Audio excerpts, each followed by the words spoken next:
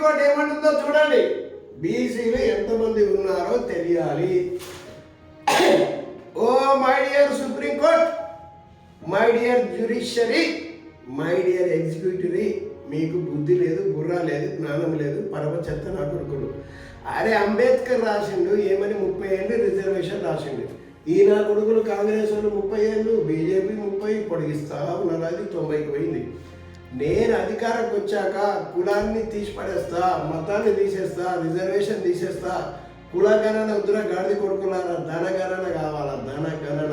సమాజం చైతన్యం కావాలా, సమాజం ఇంకా మూఢనమ్మకాలు, అంటరానితనము, తాయిత్తులు, మంత్రాలు, తంత్రాలు. ఇదారా నా కొడుకులారా మీరు సమాజాన్ని తయారు చేసేది?